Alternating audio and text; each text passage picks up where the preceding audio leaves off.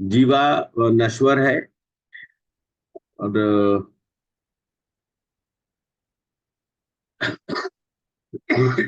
जीवा नश्वर है या शाश्वत है?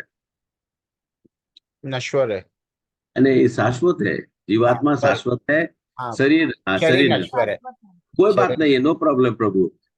वो आप धीरे धीरे आप भी ये हो जाएंगे, अभ्यस्त हो जाएंगे। जीवात्मा शाश्वत है, जिस तरह से परमात्मा शाश्वत है। लेकिन शरीर जो है वो शाश्वत नहीं है, वो नश्वर है। वो समय के साथ में उसका या ठीक है, मैं बोलने लगा, आप लोग बोलिए। आप स्नेहा माता जी, फिर श्रीकांत प्रभु जी। उस आत्मा को ना जल वायु अग्नि या फिर कुछ भी उसको मतलब कुछ खंडित नहीं कर सकती है आत्मा को। अच्छा। यस। एंड वो बहुत ही एक छोटे तिनके के समान है आत्मा। हाँ, ठीक है। और आत्मा एक चेतना है। आत्मा चेत आत्मा के साथ में चेतना जुड़ी हुई है। ये हाँ, ठीक है। आत्मा के साथ परमात्मा का भी निवास होता है। हाँ, दो दो हमारे शरीर के अंदर में हृदय वक्षस्थ स्थान में दो आत्माओं का होता है, एक परमात्मा और एक और एक जीवात्मा। आत्मा जीवन। हाँ, स्नेहा माता जी, कुछ आप बोलिए। अ, हमें किसी जीव को अपना भोजन नहीं बनाना चाहिए। और अ,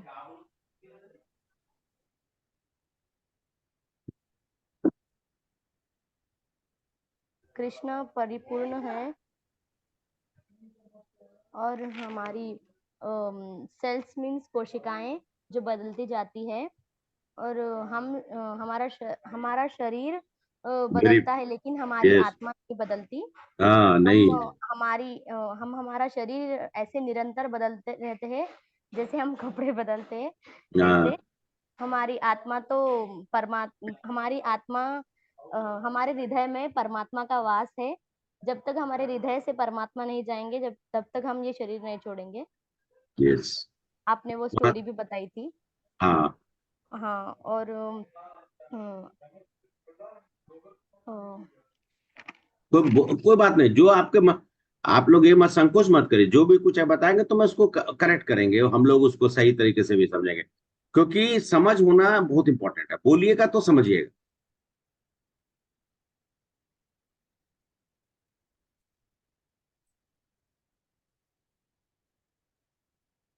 आत्मा क्या है? आत्मा अपरिवर्तनीय है। और हम वही रहते हैं, सिर्फ शरीर बदलता रहता है। अ, शरीर में और आत्मा में अंतर यह है कि वे बिल्कुल अ, विपरीत प्रकृति के हैं। और हाँ,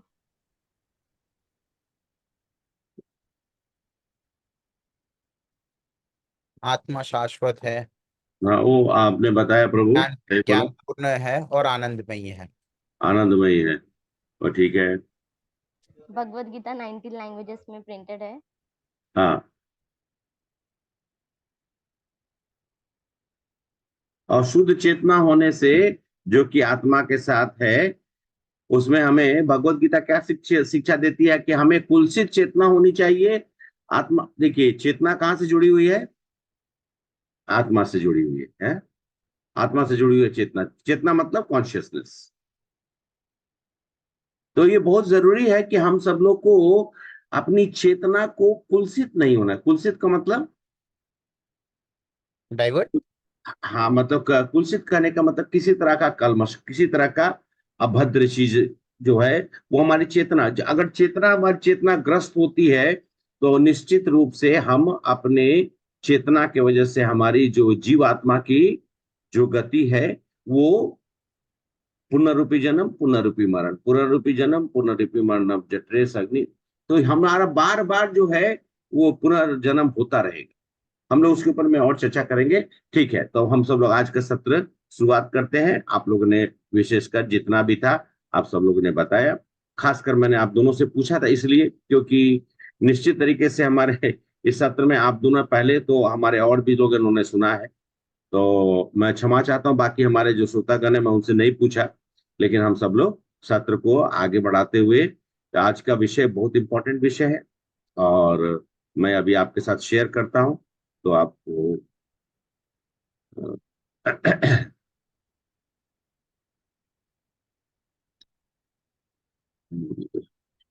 हमने कल के क्लास में प्रजातियों के बारे में भी देखा था।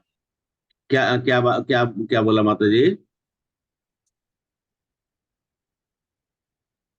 हरे हमने कृष्णा। कल के क्लास में हाँ क्लास में प्रजातियों के बारे में भी देखा था। हाँ विष्णु हाँ, पुराण करेक्ट। के अनुसार हाँ 84 हाँ, लाख प्रजातियों हैं जो 84 अपने लाख। शरीर, हाँ, जो अपने शरीर चुने समझदारी से, जैसे मनुष्य जाति, हाँ ठीक है, कुछ मैं भी भूल गया था कि मैंने बताया कि, चलिए अच्छा आपने याद दिलाया। तो पक्षी चतुष्पद और पेड़ पौधे, जलचर, हाँ ये आदि। जी, मनुष्य जाति 4 लाख। हाँ 84 लाख का हमने विवरण दिया था आपका पक्षियों का श्लोक। 10 हाँ, लाख। श्लोक के माध्यम से। ये श्लोक कहाँ पे लिखा हुआ है? मैंने अ, बताया गीता के नहीं, गीता नहीं, 2.7। श्लोक जो है किस पुराण से लिया गया है? लिखा नहीं आप? विष्णु पुराण में। यस, देखिए माता जी याद, विष्णु पुराण से है, मैंने ठीक है, स्टार्टिंग लिख। में बताया था हाँ विष्णु लिख पुराण। लिख ली नहीं, हम मैंने कहा शुरू में ही बोला था उस समय में, वो ये जब बोलेंगे विष्णु कोई पुराण कोई। के अनुसार। हाँ विष्णु पुराण का आंसर ना। हाँ, हाँ, वेरी गुड, ठीक है, लिख लीजिए, कभी कोई पूछेगा तो आप बता सकेंगे ना। अच्छा, अभी आप लोग को मेरा ये प्रेजेंटेशन दिख रहा है? जी यस प्रभु। प्रभु, विजिबल है। अच्छा ठीक है, तो हम लोग आज प्रकृति और काल के बारे में जानेंगे, और हमारे प्रेरणा और समर्पण कृष्ण कृपा मूर्ति श्रीमती श्री भक्तिवेदांत स्वामी प्रभुपाद, संस्थापक आचार्य अंतर्राष्ट्रीय कृष्ण भावनामृत संघ के, इनके चरणों में हमारी श्रद्धा सुमन, और इन्हीं की प्रेरणा से हम लोग ये सत्र आगे कर रहे हैं। तो चलिए, हमें आज के क्रम संख्या के अनुसार हम लोग क्या देखेंगे। शक्तियां कितने प्रकार की हैं? जहां तक तो बताया 3 प्रकार की हैं। भौतिक शक्ति कैसी है? तो प्रकृति है। आध्यात्मिक शक्ति योग माया है। तटस्थ शक्ति हम सभी लोग हैं, हम चुन सकते हैं। 3 कठपुतली के बारे में जानेंगे, परिवर्तन और काल क्या है, ठीक है। तो शक्तियां 3 प्रकार के, भगवान भगवान की जो ऊर्जा में जो बताया गया है, मुख्यतः तीन तीन तीन तरह की शक्तियों का वर्णन है। और वो जो तीनों शक्तियों का जो वर्णन है, उसमें पहला शक्ति के बारे में बताया गया बहिरंग शक्ति। बहिरंगा, बहिर मतलब बाहर का, बाहर से बहिरंगा। बहिरंगा शक्ति का नाम दिया गया भौतिक शक्ति। और उसके बाद दूसरा जो है वो है अंतरंग शक्ति, उसको कहते हैं आध्यात्मिक शक्ति। और तटस्थ शक्ति मतलब सीमांत शक्ति। अब हम सब लोग भौतिक शक्ति में है, या आध्यात्मिक शक्ति में, या सीमांत शक्ति में? बहुत से लोग भौतिक शक्ति में ही हैं। अच्छा अच्छा, ओके। और तटस्थ शक्ति जो हमने बताया था, सीमांत शक्ति, ये क्या है? मतलब तब सीमांत मतलब क्या हुआ? सीमांत का मतलब क्या होता है? लिमिटेड। हाँ, तो जो एक या होराइजन। तो सीमांत शक्ति कहने का मतलब कि हम सीमांत शक्ति, एक्चुअली में जीवात्मा सीमांत शक्ति क्यों है? क्योंकि जीवात्मा आध्यात्मिक शक्ति और भौतिक शक्ति के बीच का है। क्योंकि वो भौतिक शक्ति, क्योंकि भौतिक जगत में आ गया, तो बहिरंगा जगत में जब आया तो वो भौतिक शक्ति के मिश्रित भाव में है। लेकिन सीमांत शक्ति का अगर देखा जाए, तो मैंने कल आप लोग को एक चीज और बताया था कि जीवात्मा का मूलतः जो स्वभाव से, वो क्या है? परमात्मा और जीवात्मा में क्या अंतर है? परमात्मा का ही एक्चुअली में कहा जाए कि परमात्मा का जो आत्मा, परमात्मा का जो क्वालिटी है, या उसको इंग्लिश में ऐसा समझ लीजिए कि परमात्मा का जो क्वालिटी है और जीवात्मा का क्वालिटी एक ही। लेकिन परमात्मा विभू है और जीवात्मा अणु है। अणु का मतलब एटम, छोटा सा, जैसे कि समुद्र, और समुद्र में से एक चम्मच में आप पानी ले लीजिए, दोनों का क्वांटिटी में बहुत डिफरेंस है ना, है कि नहीं? हरे कृष्णा। जी श्रीकांत प्रभु। प्रभु, हाँ प्रभु। समुद्र का पानी एक चम्मच में लीजिए और समुद्र, दोनों का तो भाई चम्मच में इतना सा जल है और समुद्र तो विशाल है, विशाल है। लेकिन उसका क्वालिटी एक ही है, स्वाद क्या है, दोनों का खारा है ना, है कि नहीं? आप जब जी। टेस्ट करेंगे दोनों का टेस्ट एक ही है। तो जीव आत्मा उसी प्रकार से भगवान से ही जुड़ी हुई आत्मा है, लेकिन समय काल परिस्थिति के कारण हम बिछड़ कर आध्यात्मिक जगत से, अपने जो पूर्ण आध्यात्मिक शक्ति से हम बाहर आकर रह रहे हैं। और भगवान का जो अंतरंग शक्ति है वो आध्यात्मिक जगत में होती है, और हम सीमांत शक्ति, हम लोग क्या बॉर्डर लाइन पे हैं। हम थोड़ा अपने आप को, जब यहाँ भौतिक जगत में आने से हमें जब ये समझ में आ जाता है कि भौतिक जगत हमारे योग्य नहीं है रहने का, तो हम सब लोग प्रयास करते हैं बाहर निकलने का। आप श्रीकांत प्रभु, आप साइंस के स्टूडेंट हैं या फिर नहीं, सोशल अच्छा, वर्क। अच्छा सोशल, ओके। और स्नेहा माता जी, स्नेहा माता जी चली कहाँ है? सिग्नल टूट गया क्या? अच्छा नहीं है स्नेहा माता। स्नेहा माता जी, आपका आपका साइंस बैकग्राउंड है या फिर और कोई बैकग्राउंड? Commerce background. अच्छा कॉमर्स, ओके ठीक है, तो कोई बात नहीं है। मैं तो साइंस वाला एग्जांपल्स ना लेके मैं उस तरह का एग्जांपल्स बताऊंगा जिससे कि आप लोगों को समझ में आसानी से आए, ठीक है? तो मैं ये बोल रहा था कि तीन शक्तियों का आप लोग को ध्यान रखना पड़ेगा। अंतरंग शक्ति मतलब भगवान की आध्यात्मिक शक्ति, भगवान की बहिरंग शक्ति, और भगवान का तटस्थ शक्ति। जो तटस्थ शक्ति जीवात्मा तटस्थ शक्ति, और बहिरंग शक्ति ये जो आउटर क्रिएशन है। ये इसलिए बता रहा हूं कि आगे आपको समझ में आए क्यों ये बार बार एम्फेसिस दे रहा हूं। प्रकृति जो है भौतिक शक्ति है। हमने आपसे एक और चीज बताया था, बहुत इंपॉर्टेंट बताया था, वो ये बताया था कि पांच चीजों में से कौन से शाश्वत हैं और कौन शाश्वत नहीं है। बताइए, पांच चीज के बारे में। परमात्मा, आत्मा मतलब जीवात्मा, परमात्मा, जीवात्मा, उसके बाद काल, शक्ति, प्रकृति, काल, हाँ काल, और कर्मा। कर्म, और प्रकृति। फिर से एक प्रकृति, बार। काल, कर्मा, जीवा, हाँ ने, ईश्वर। आप स्टार्ट करिए परमात्मा, उसके बाद जीवात्मा, उसके बाद कर्म, उसके बाद काल, उसके बाद प्रकृति। इसमें से शाश्वत कौन कौन से हैं? परमात्मा, आत्मा, काल, और और प्रकृति।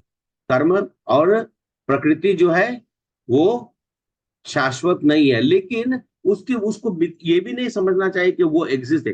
वो समय काल के अनुसार उसका बदलाव होते रहता है प्रकृति का। प्रकृति जब प्रलय होता है तो प्रकृति का फिर से वो समाप्त होकर फिर से सृजन होता है। जब फिर से एक एक समय आता है जब स्थिर हो जाती है पूरी पूरी ब्रह्मांड जो स्थिर हो जाती है। जैसे आप देख रहे हैं ये भगवान के लेटे हुए हैं, भगवान के रोमकूप से, चतुर्भुज भगवान है, भगवान के रोमकूप से देखे निकल रहे हैं इतने सारे ये ब्रह्मांड निकल रहे हैं, अनंत ब्रह्मांड निकले हुए हैं। और इस अनंत ब्रह्मांड में फिर से भगवान है, और उसके बाद फिर वहां से भगवान के वहां से सृष्टि का फिर से निर्माण शुरू होता है। ठीक है? तो हमारा भौतिक संसार की जो भौतिक शक्ति है, अब इसका हम सब लोग थोड़ा सा जानने का प्रयास करेंगे कि एक्चुअली भौतिक शक्ति है क्या। भौतिक शक्ति यहाँ पर जो लिखा हुआ है उसके अनुसार सृष्टि कार्य हेतु नियमक, मतलब नियम के अनुसार बना है, कुछ नियमों के तहत में बनाया गया। जैसे कुछ क्रिएशन किया जाता है तो कुछ रूल्स एंड रेगुलेशंस फॉलो करते हैं ना, कुछ रूल्स बनाते हैं ना कि हाँ ये रूल होता है, इसके इसके हिसाब से ये चलेगा।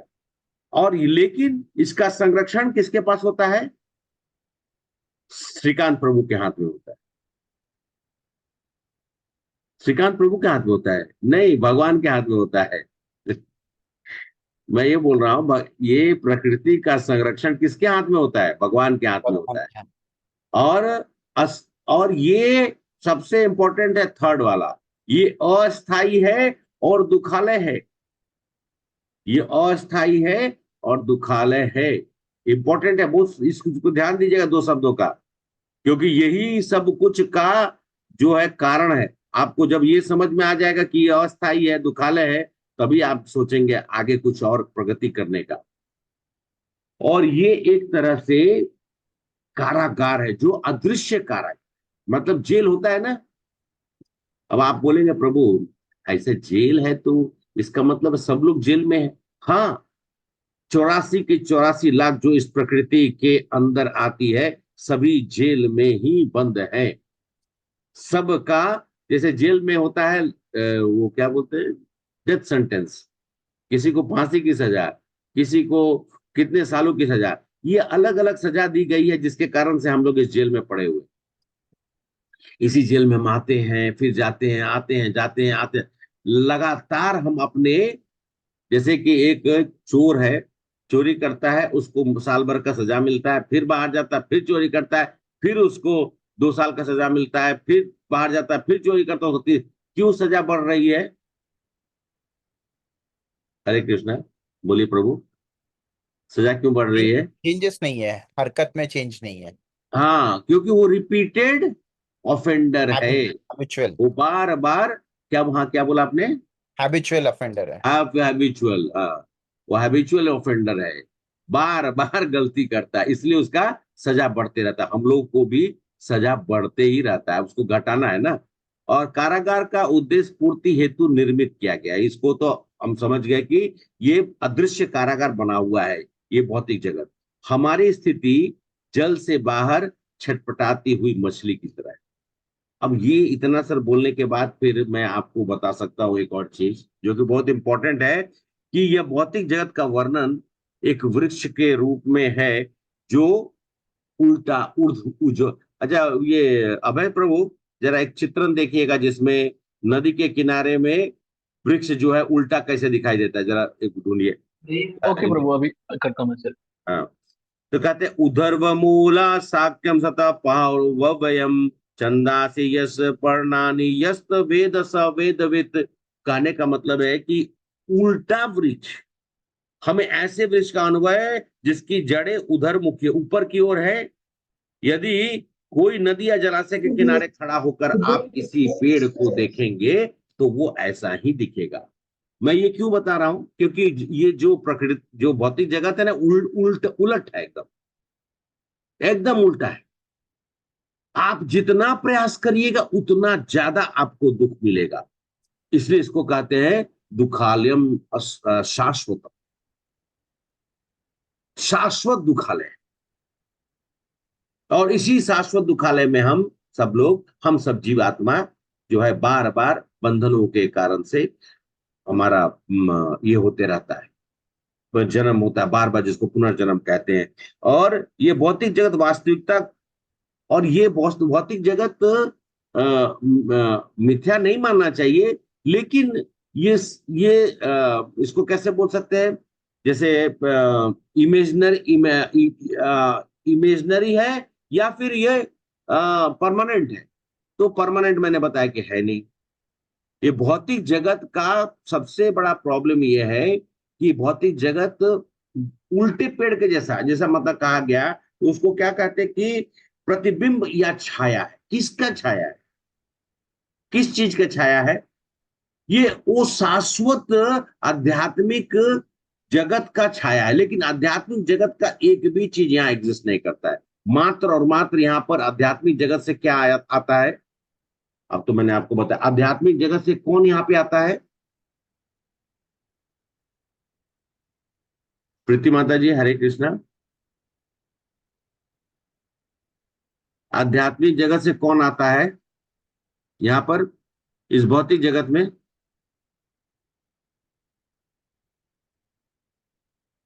डिफिकल्ट क्वेश्चन पूछ दिया गया। जीवात्मा, जीवात्मा आता है इस भौतिक जगत में। जितने भी तरह का जीवात्मा कहने का मतलब 84 लाख योनियों की जो जीवात्मा है वो आता है। कोई बात आप मैं क्वेश्चन बीच में पूछता हूँ जस्ट आप लोग को टटोलने के लिए कि जस्ट कि आप लोग इसके ऊपर में ध्यान देते रहिए जो मैं बोल रहा हूँ। हमारी स्थिति इसीलिए उसी प्रकार से है, हम लोग यहाँ पर फंसे हुए हैं और हम सब लोग क्या सोच रहे हैं, भौतिक जगत में आकर वास्तविकता से दूर।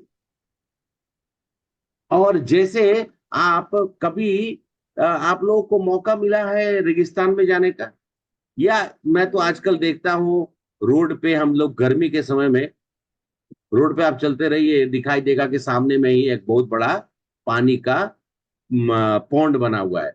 लेकिन पौंड नहीं, एक तरह का पानी का एक जलाशय होता है, उसको मिराज बोलते हैं। कभी और रेगिस्तान में अक्सर ऐसा होता है क्योंकि वहां पर जल की मात्रा जो है वो न के बराबर होती है। तो बार बार मनुष्य जल के तलाश में होता है, लेकिन जल मिलता है या मिथ्या मिलता है? जल नहीं मिलता है ना।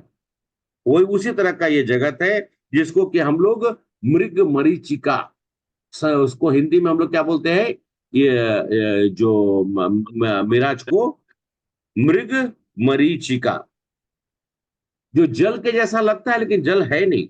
भौतिक जगत में ना तो जल है ना तो सुख है, लेकिन आध्यात्मिक जगत में वास्तविक सुख रूपी असली जगत है। और भौतिक जगत समय समय पर इसका विनश भौतिक जगत विनश्यति, विनाश होता है, लेकिन आध्यात्मिक जगत का कभी भी विनाश नहीं होता है। दूसरा चीज है, लिखते जाइए, कुछ कुछ चीज इंपॉर्टेंट चीज बताता हूं मैं। आध्यात्मिक जगत का और भौतिक जगत का अगर कंपैरिजन करेंगे तो अनन्य भौतिक जगत भी मिलाकर आध्यात्मिक जगत का 1/4 है, 1/4। ये जो देख रहे हैं ना हाँ बाहर में ब्रह्मांड, जितने सारे ब्रह्मांड है, ये जो भौतिक जगत बना है, ये सब 1/4 है खाली पूरे आध्यात्मिक जगत का 1/4। हरे कृष्ण प्रभु, पिक्चर शेयर करना है। अच्छा शेयर, ओके, हम एक मिनट, स्टॉप शेयरिंग। हाँ आप शेयर करिए। दिनेश प्रभु जी हरे कृष्णा, संध्या माता जी हरे कृष्णा, कविता माता जी हरे कृष्णा। हाँ ये देखिए, ये जो उधर उधर इसको है ना उल्टा पेड़, पेड़ तो सीधा है लेकिन जल में कैसा दिख रहा है, उल्टा दिख रहा है। तो भौतिक जगत ऐसा ही, समझ में आ रहा है? मैं इंप्रेस करना चाह रहा हूं कि ये भौतिक जगत की जो नियम के अनुसार ये जस्ट उल्टा है। भौतिक जगत में आदमी की मृत्यु होती है, शरीर धारण करता है, और सत्य यह है कि उसको शरीर, उसकी मतलब शरीर की मृत्यु होती है, आत्मा की नहीं। लेकिन आध्यात्मिक जगत में ऐसा कुछ भी नहीं है। वहां पर ये जन्म मृत्यु का कोई चक्कर ही नहीं है, और जड़ा व्याधि का भी चक्कर नहीं। जड़ा, जड़ का मतलब बुढ़ापा होना, और व्याधि का मतलब बीमार होना, वो कुछ चक्कर नहीं। ठीक है प्रभु, मैं दूसरा शेयर करता हूँ। Okay Prabhu, thank you. ठीक है, thank you Prabhu, thank you. मैं थोड़ा सा समय कम था इसलिए मैं कर नहीं पाया था डाउनलोड।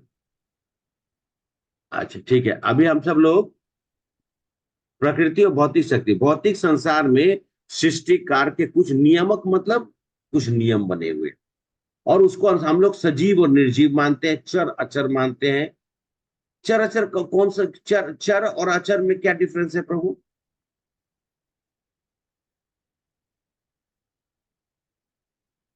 ठीक है, अभय प्रभु बोलिए। प्रभु सजीव चर नहीं, वो है, चर वो जो है जो चल सकते हैं एक दूसरे से, एक जगह से हाँ दूसरी जगह जा सकते हैं। अचर वो है जो कहीं अस्थाई है, जैसे पेड़ और हाँ, पेड़ पौधे वगैरह। ठीक।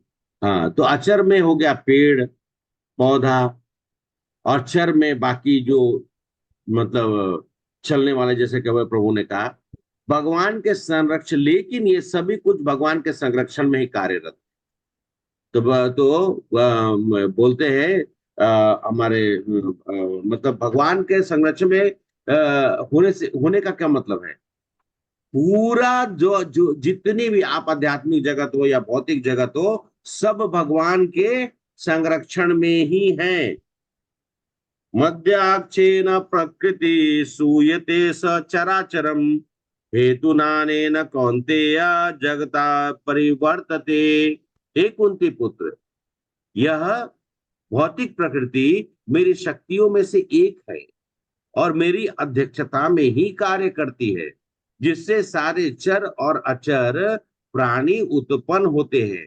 इसके शासन में यह जगत बारंबार सृजित और विनष्ट होते रहता है। स्पष्ट यह है कि परमेश्वर इस जगत के समस्त कार्यों से पृथक रहते हुए भी इसके स्वामी बने रहता है। पृथक मतलब अलग होकर भी यहाँ के स्वामी है। परमेश्वर परम इच्छामय है, उनकी इच्छा के अनुसार ही सभी चीज का प्रकट होता है, लेकिन आधार के स्वरूप में सब कंट्रोलर होके भी कंट्रोल नहीं करते। इसको समझना बहुत जरूरी है। बहुत बार हम सब लोग, अरे भगवान हम सब लोग ऐसा कर देते हैं। भगवान कुछ नहीं करते हैं, ये सब हमारे कर्मों का दोष है। और प्रकृति के नियमों को पालन करते हुए, मतलब जो नियम है उसको न पालन करते हुए हम सब लोग को यहाँ पर आके दंड भोग रहे हैं। जैसा कि बताया आपको, जेल है, जेल में हम लोग दंड भोग रहे हैं, अनिश्चित दंड भोग रहे हैं। कितने लोग इसको नहीं मानते हैं? कितने लोग इसको नहीं मानते? मैं आप सभी लोग से मैं पूछ रहा हूँ, यहाँ पे हमारे उपस्थित माताएं हैं, प्रभु जी हैं, अनुराधा माता जी, हरे कृष्णा। हरे आप कृष्णा सब, प्रभु जी। सीता माता जी, हरे कृष्णा। थोड़ा लेट हुआ आप लोग को, लेकिन मैं थोड़ा सेशन जल्दी चालू कर दिया था। मैं एक्चुअली मैं चालू करने का कारण था, प्रभु से मैंने बोला था कि 8:30 बजे का एंगेजमेंट है, तो वही जाना है। तो ये बताइए, आप सब लोग कौन लोग नहीं मानते कि यहाँ पे दंड नहीं भोग रहे हैं?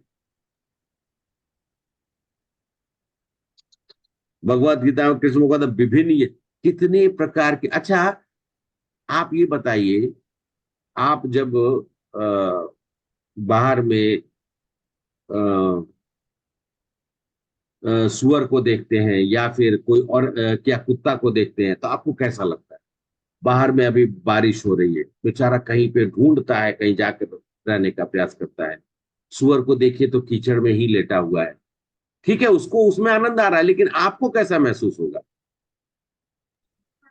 बुरा लगता है उनके बारे में। बुरा लगता है। क्यों लगता है प्रभु? क्योंकि वह जगह हमारे लिए नहीं है। सुअर को तो नहीं समझ में आ रहा, लेकिन हमको समझ में आ रहा है ना। तो हाँ, फिर हम इस जगत में, ये यह जगत कीचड़ के समान ही है। लोग बोलते हैं कि कीचड़ में कमल खिल जाता है। कीचड़ में कमल खिलता है, लेकिन कमल उस कीचड़ से उसका वो कोई जोड़ नहीं है। वो कमल कीचड़ में खिलकर भी भगवान को चढ़ता है। लेकिन हम अगर कीचड़ में, सुअर का वो भगवान के पास तो नहीं जा सकता। जा सकता है? नहीं है ना। यहाँ तक कि कोई होता है, कोई कुत्ता भी है, तो वो भी मंदिर के बाहर ही लोग उसको उसको अंदर आने देते हैं क्या? नहीं आने देते ना। तो ये जगत का कुछ नियमक है जिसको कंडीशन में, और उस कंडीशन सोल, जिसको एक कंडीशन सोल इंग्लिश में बोलते हैं, कहने मतलब कि हम सब लोग को कुछ नियम बनाकर इस जगत में भेज दिया जिसको हमको पालन करना है। लेकिन वो पालन करते हुए हम सब लोग क्या करते हैं? जैसे हम सब लोग rules and breaking the rules and regulation. आजकल एक चर्चा चली हुई है कि नियम कानून को तोड़कर जो करना है वो करिए।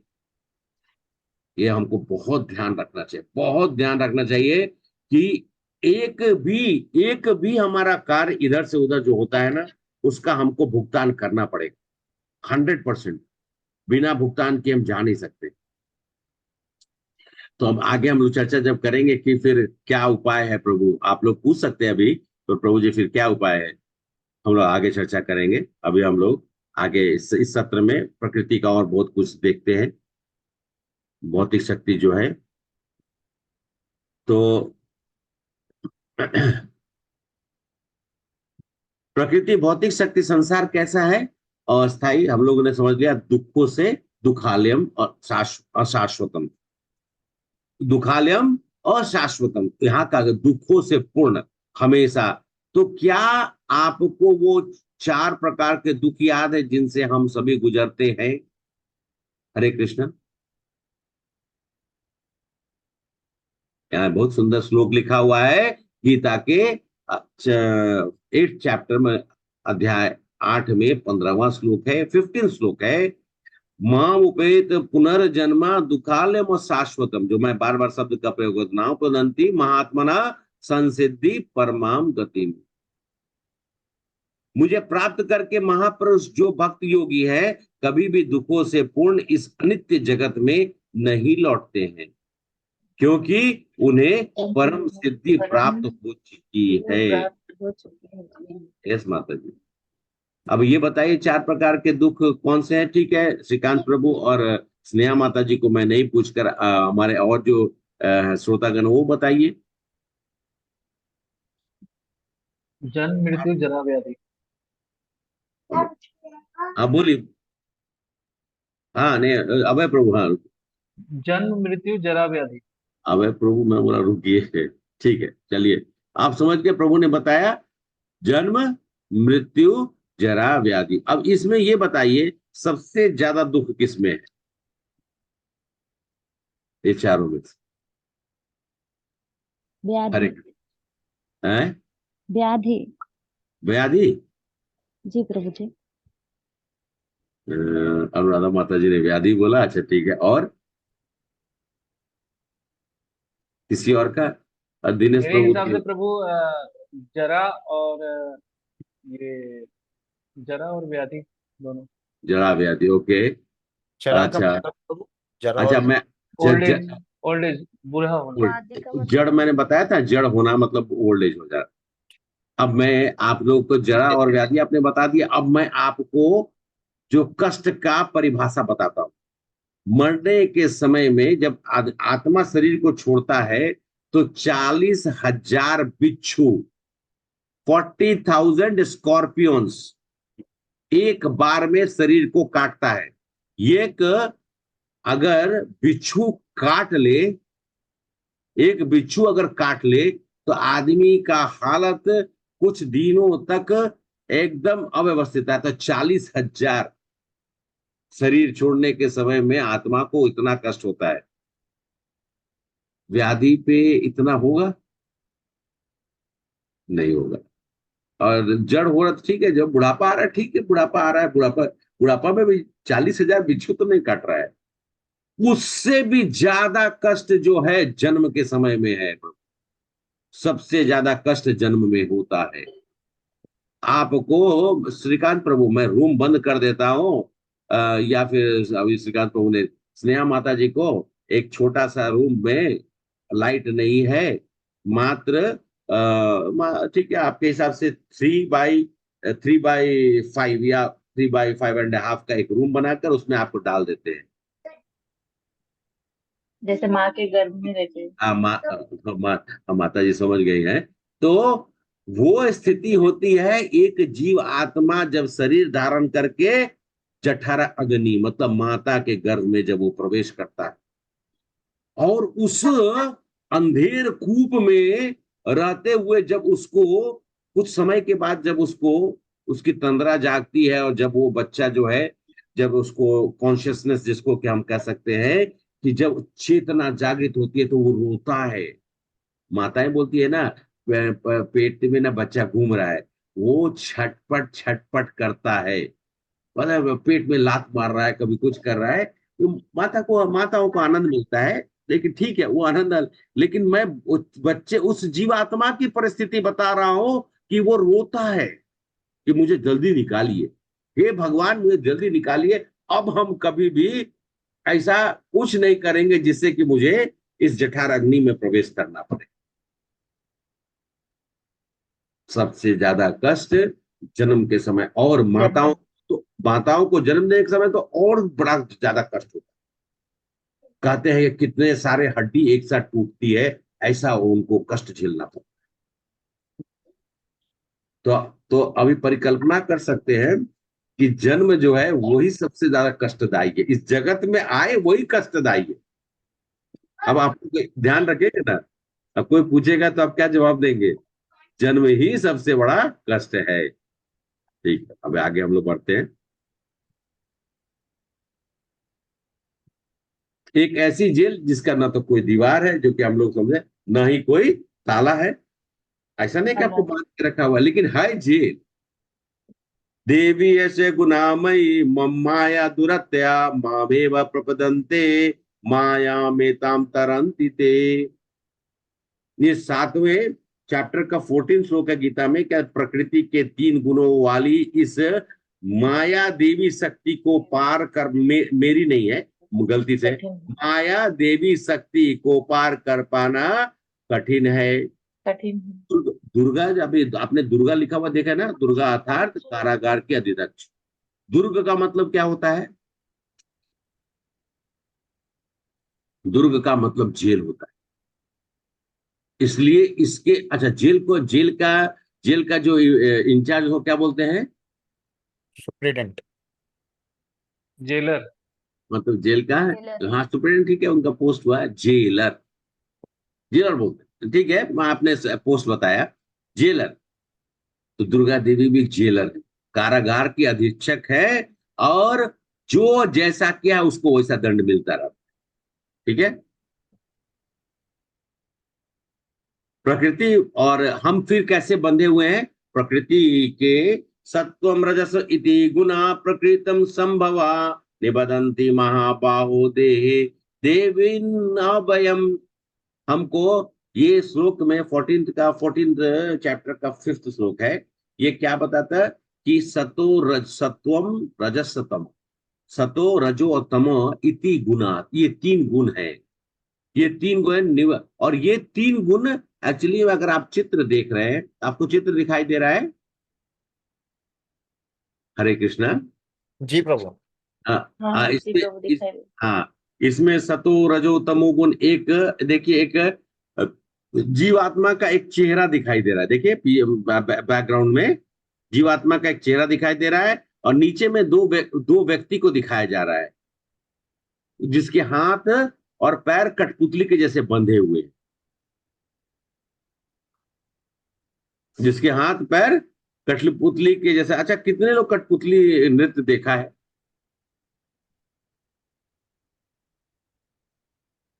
कठपुतली जो होता है वो ऐसा ऐसा करके, हाँ मैंने भी देखा है, अभय प्रभु ने भी देखा है।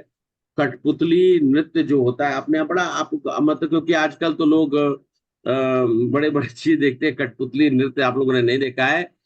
वो ये एकदम परिछाया है इस भौतिक जगत में, जिस तरीके से तीनों सतो रजो तमो गुण में रहकर हम सब लोग गुंद से बन जाते हैं। और ये ही हमारा सबसे बड़ा कारण है इस प्रकृति में बंधे रहने का। हम कैसे बंधे, इसका क्वेश्चन यही है कि हम इसी वजह से है। दिव्य होने के कारण जीव इस भौतिक प्रकृति में से कुछ लेना देना नहीं है। वो आ गया लेकिन उसको कुछ नहीं लेना देना है, फिर भी भौतिक जगत के द्वारा बद्ध हो जाने। बद्ध मतलब जब हम कुछ नहीं समझते, बद्ध जीव का मतलब जब हम कुछ नहीं समझते हैं, तो प्रकृति के तीनों गुणों के जादू से वशीभूत होकर हम यहाँ पर कार्य करते रहते हैं। हम सोचते थे हम बहुत अच्छा काम कर रहे हैं। चूंकि जीवों की प्रकृति की विभिन्न अवस्थाओं के अनुसार भिन्न भिन्न प्रकार के शरीर मिले हुए हैं, अतएव वे उसी प्रकृति के अनुसार कर्म करने के लिए प्रेरित होते हैं। और यही अनेक प्रकार के हमारे दुखों का कारण है। दुखालयम, क्या लिखा हुआ था? मैंने बताया था पिछले श्लोक में क्या लिखा हुआ था? अश्वतम। दुखालयम शाश्वतम। यस, दुखालयम शाश्वतम। याद रखिएगा इसको। ये दो चार चीजों में बोल रहा हूं कि ये भी याद है। देवी गुणमयी मम माया दुरत्या मामे प्रपदंते मायाम ते तरंती। हम लोगों का परिवर्तन होते रहता है, और तीनों गुणों का जो है, सतो रजो तमो गुण का प्रभाव हम सब लोग देखते रहते हैं। ये अभी जो कठपुतलियों का हम, अब हमको मुक्ति का कारण भी ढूंढना होगा, तो हम लोग आगे देखेंगे। तो इसी कारण से हम सब लोग इस प्रकृति के 3 गुणों की जो दैवी शक्ति को पार कर पाना बहुत मुश्किल। देवी ऐसा गुणमय मम्माया दुरत्या मामेव प्रपदन्ते माया मेताम तरंति ते। लेकिन वही भगवान अर्जुन को क्या बोलते हैं? किंतु जो मेरे शरणागत हो जाते हैं वे सरलता से इसे पार कर जाते हैं। भगवान जो है वो 18वें अध्याय का 66 श्लोक हम लोग रट के रखे हुए हैं। वो हमेशा हम लोग कहीं ना कहीं पे हम लोग उसको जरूर बताते हैं कि ये भगवान कहते हैं, सर्वधर्मान परित्यज्य मामेकम शरणं व्रज अहं त्वं सर्व पापे विमोक्ष्यास्मि मा शुचः। भगवान बोलते तुम मेरे शरण में आओ, मैं निश्चित तुम्हारे जितने भी सब कुछ है मैं सबको समाप्त कर दूंगा। और सरलता से क्या, देखो जो मेरे शरणागत हो जाते हैं वो सरलता से इस क्या माया को, मायाम ताम, क्या लिखा, मामे में प्रपदन्ते माया मेताम तरंती ते। तरंती मतलब जो निकल जाते। आप लोग निकलना चाहते हैं, नहीं निकलना चाहते? हरे निकलना कृष्णा। निकलना नहीं, चाहता बोलते रहिए, नहीं तो फिर नहीं, अरे सब निकलना लोगों को चाहते माया से निकलना है। हूँ। जी। लेकिन लेकिन सीता माता जी बोल रहे हैं कि माया से निकलना है। लेकिन फिर ज्वेलरी का शॉप में जाएंगे, ये तो नौलखा हार जो है बड़ा अच्छा है।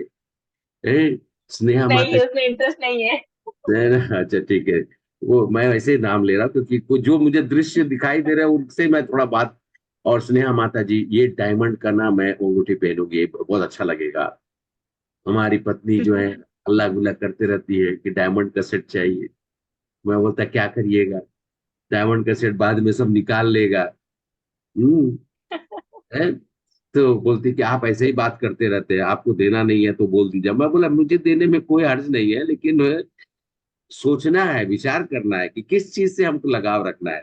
इस शरीर से, शरीर का ध्यान रखना जरूरी है, लेकिन अधिकृत तौर से ये शरीर हमें उस आत्मा को वहन करने के लिए, वहन मतलब उसको लेके चलने के लिए दिया गया है। और इसका उपयोग, शरीर का उपयोग, भगवान ने भी कहा गया था, जो मेरे शरण में आते हैं मैं उसको पार करा देता हूं। तो इसलिए हम लोग को निश्चित तरीके से ये ध्यान रखना है कि हमें भौतिक चीजों की आसक्ति नहीं होनी चाहिए। लेकिन मैं ऐसा नहीं कर रहा हूं, माताओं को श्रृंगार करने का पूर्ण अधिकार है, लेकिन आसक्ति नहीं होनी चाहिए। ठीक है सीता माता जी, मैं क्षमा चाहता हूं, मैं ऐसे ही बोल रहा था। अम, नहीं नहीं नहीं प्रभु जी, ऐसा कोई बात नहीं। स्नेहा माता जी को भी मैं क्षमा बोलता हूँ, क्योंकि ये भावार्थ के तरह हमें समझना है। वो हमारे लिए उपयोगी नहीं है। हमें उपयोग में किस चीज को लाना है, वो चीज जो मुझे इस माया से बचाता है। देवी ऐसा गुणमयी मम माया दुरत्या। हम फंसे हुए हैं तीन गुणों में, और तीन गुणों में सतो रजो तमो गुण जो है उसमें सबसे ज्यादा रजो और तमो गुण है। सतोगुण में आके थोड़ी हमारी, फिर भी सतोगुण में भी रहकर हम भगवान के शरणागत नहीं हो पाते हैं। हमको उसके आगे भी जाना पड़ता है, फिर हम लोग आगे उसको सुनेंगे। माया देवी हमें खींचती है। हाँ माया ऐसी है, माया ऐसे ही है। माया तो एक सेकंड के लिए इधर से उधर दिया, फट से माया पकड़ लेती है। अब देखिए ये यही वाला हाल है हमारा। है फैसला आपके हाथ में, जेलर के हाथ कठपुतली बनना या भगवान के शरण में जाना। इसलिए हम तटस्थ बच सकती हैं, दीवार पे खड़े एक ये मैं जब आप लोग से चर्चा करता, सीमांत जो होता है ना, ये देखिए, ये बाउंड्री के ऊपर में वो बैठा हुआ है। हमको इधर भौतिक जगत में जाना है या आध्यात्मिक जगत में जाना, भौतिक जगत में जाना है या आध्यात्मिक जगत में जाना। दीवार के खड़ा है तो अध्यात्म। इस आध्यात्मिक जगत, ठीक है। तो अभी हम सब लोग थोड़ा काल के बारे में देख लेते हैं। तो काल जो है एक तरह का, कालो अस्मिन लोचक च लोकस्य कृतो प्रवृत्तो, मैं काल हूं, समस्त जगतों को विनष्ट करने वाला हूं। और ये भगवान 11वां अध्याय के 32वां श्लोक बहुत इंपॉर्टेंट है, क्योंकि भगवान उस समय में अपना स्वरूप दिखाते हैं। कौन सा स्वरूप दिखाते हैं? विराट स्वरूप। विराट स्वरूप दिखाते हैं और बोलते हैं मैं काल हूं। अच्छा, कितना लोग को याद है वो महाभारत, मैं समय हूं? हम्म। मैं मैं समय हूँ, मैं द्वंद्व समाज, हाँ, वो कुछ ग्रामर हिंदी का। हाँ ठीक मैं है। ऐरावत हूँ। हाँ, मतलब पूरा पूरा वो मतलब वो डिस्क्राइब करता है। वो एक्चुअली में कहा जाता है कि भगवान के शब्दों को प्रयोग किया गया, लेकिन भगवान कहते हैं कि मैं काल हूं, कालो अस्मि लोक क्षय कृत प्रवृत्त हो, यस्य ब्रह्म च क्षत्रम च उभे भवे भवत ओदन मृत्योस पेशचेन स किता वेद यत्र स। सारे ब्रह्म, सारे जितने भी इस ब्रह्मांड में है, सब परमेश्वर द्वारा काल कवलित होते हैं। काल कवलित होता है, काल के द्वारा समाप्त होते हैं, और उनका वो प्रवेश करते हैं, फिर उनका प्रकट होता है। सब कुछ एक चक्र में है, दिन सप्ताह महीना। आप लोग अच्छा स्नेहा माता जी को ना अच्छा नहीं लगा, ये एकदम अच्छा नहीं लगा। बोली कि नहीं प्रभु जी, मैं एक काम करती हूँ, मैं युग को पहले ले आती हूँ। युग को है ना, मैं महीना क्यों पहले रहेगा, महीना महीना बाद में रहेगा, वर्ष को पहले कर लेते हैं। ऐसा होगा क्या?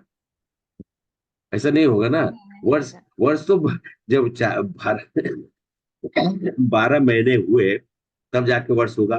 तो सब जो है नियम के अनुसार चलता है। इसलिए हम सब लोग को बहुत ध्यान से ध्यान देना चाहिए। सृष्टि से प्रलय तक, मैंने जैसे बोला, अब प्रलय भी दो प्रकार के होते हैं, एक महाप्रलय होता है, एक होता है लघु प्रलय। तो लघु प्रलय जो है उस समय समय पे बीच बीच में होते रहता है। तो और सृष्टि से प्रलय तक बार बार पुनः सृष्टि होती है। ये सब निरर्थक आपको कैसा लग रहा होगा कि प्रभु जी ये क्या है, बार बार होना, बार बार ये करना, जन्म ये होता है, फिर प्रकृति बनती है। हाँ, ये चक्र है, ये चक्र चलता रहता है। नहीं तो हम जैसे मूर्ख लोग कैसे समझेंगे? कालो अस्मिन लोक क्षय कृत प्रवृद्धो, मैं काल हूं, भगवान को मैं कैसे समझेंगे? हमारी देखिए, और इसके पीछे गहन कारण भी है। निरर्थक आपको लगता होगा ये, अरे क्या है, हमारी बदलती इच्छाओं को समायोजित करें। अभी जब से बता कि हमारी इच्छाएं क्या होनी चाहिए, भगवान के प्रति हमारी सेवा, भगवान के प्रति जागृति, भगवान को, भक्ति। हाँ भक्ति, हमको भगवान पूर्णतः भक्ति में आ जाएगा। हमको भगवान के बारे में, भगवान कौन है, भगवान क्या है, भगवान किस तत्व के हैं, भगवान के बारे में कैसे जाने। हमें, हमारे लिए सुधार का अवसर है। निरर्थकता और अस्थायित्व समझने के लिए हम लोग कर्म चक्र दिखाने के लिए और बदलाव के लिए जीव को तैयार रहना चाहिए, हमेशा जीव को तैयार। क्या क्या बोला गया है? हमको सुधार का अवसर मिलता है। हम लोग निरर्थकता और अस्थायित्व जो हम समझे, इससे हमको बाहर निकलना है। और कर्म चक्र, जो जिस कर्म चक्र में लॉज ऑफ कर्मा बोलते हैं ना, लॉ ऑफ कर्मास करके एक शिल प्रोपात की किताब है, पतली सी किताब है, छोटी सी। आप लोग लेके कभी मौका मिले तो आप लोग जरूर पढ़िए, जिस भी लैंग्वेज में, हिंदी में उपलब्ध है, जो भी लैंग्वेज चाहिए आपको मिल जाएगा, उसको पढ़िए। हो सकता है काफी लोगों ने पढ़ा भी है। कौन सी किताब है प्रभु? Law of? Law of karma, laws of karma. तो हमारे शिल प्रोपात के द्वारा, शिल प्रोपात की बहुत अच्छी अच्छी छोटी छोटी किताबें हैं। वो आप समझिए कि डायमंड के जैसा है। मैंने तो सीता माता जी को बता रहा था ना, डायमंड, तो वो डायमंड ही है। और बदलाव के लिए जीव को तैयार रहना होता है। ठीक है।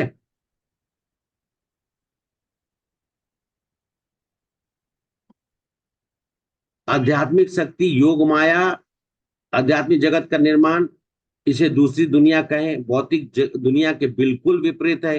वैकुंठ, वैकुंठ समस्त चिंताओं से रहित, स्थायी, आनंद से भरपूर, बिना भय चिंता शोक से। वहां ना कोई शोक है, ना चिंता है, ना भय है। कोई डर नहीं है कि कल क्या होगा। कोई चिंता नहीं करे अभी काम नहीं हुआ, नहीं हुआ। और वहां पर शोक नाम का कोई चीज नहीं, इस दुनिया से अलग, जहां हर कोई सेवा करना चाहता है और भगवान को खुश करना चाहता है। आध्यात्मिक दुनिया के बारे में और जानना चाहते हैं तो हमारे जो अगले के सत्रों में है, आप लोग वो जब आएंगे तो अंतिम सत्र में आप लोग को मैं बताऊंगा। तो आज का सत्र हम लोग यहाँ पर समाप्त करते हैं। और इस सत्र में हम सब लोग जाने, एक्चुअली में ये सत्र लास्ट में होता है, लेकिन मैंने सोचा कि जब हम लोगों ने जीवात्मा से शुरू किया है तो हम सब लोग पहले लेकर अंत में भगवान के बारे में जानेंगे।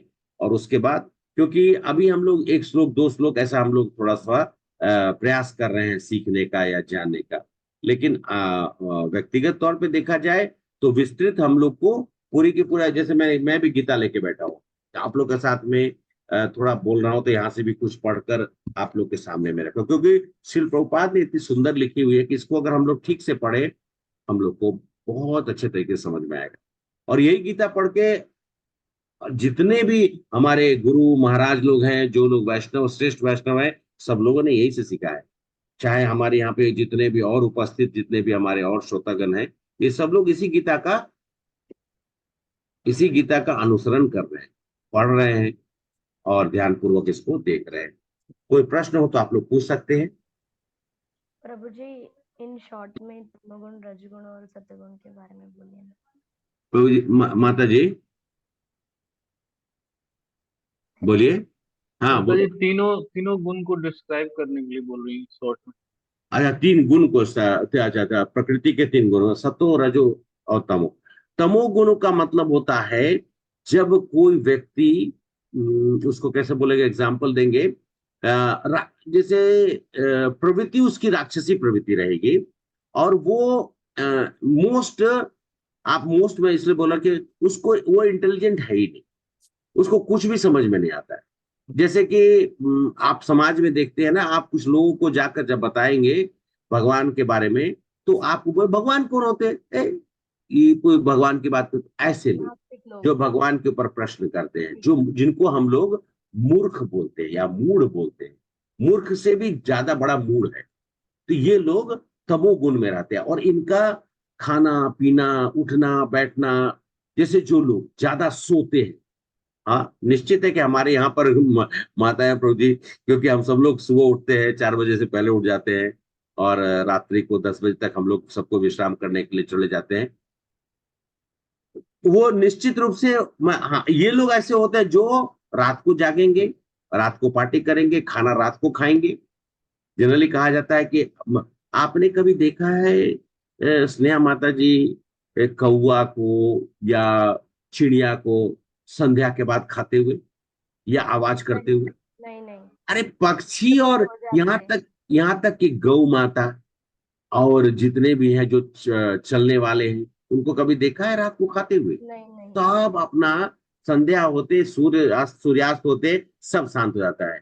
और मनुष्य कैसा है, शाम के बाद ही चालू हो जाता राक्षस है।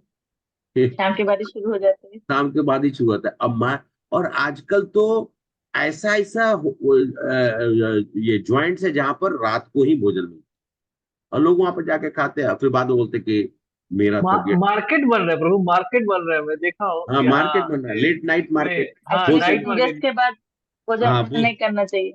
हाँ उसका क्या बोलते हाँ हैं? पर उसका उल्टा हो रहा है, मतलब ऐसा मैंने मार्केट देखा है, मतलब डेडिकेटली मार्केट है जो शाम को 6 बजे के बाद खुलता है और सुबह हाँ तक चलता है, वो सिर्फ खाने के लिए। नाइट आउट करते यस, हैं बहुत लोग, नाइट आउट। नाइट आउट, हाँ नाइट आउट करते हैं, बाद में दिन में सिट आउट करते हैं। नाइट आउट तो सिट आउट करते हैं। तो सिट आउट मतलब कि, सॉरी वो शब्द का मतलब SIT बोल रहा हूँ, वो शिट नहीं बोल रहा हूँ। तो ये, अब बाद में गैस हो गया, पेट दर्द कर, अरे भैया क्रिया प्रणाली को आप लोगों ने तो मतलब ध्वस्त करके रख दिया है। तो ऐसे लोग हैं जिनको, मतलब आपको मैं बहुत सारा चीज बोल दिया, कहने का मतलब है जो मूर्ख है, जो भगवान के अस्तित्व को नहीं मानते हैं। रजोगुण में उनके अंदर में वो थोड़ा थोड़ा है, बीच बीच वाला है, मतलब आधा आधा आधा अधूरा वाला आदमी।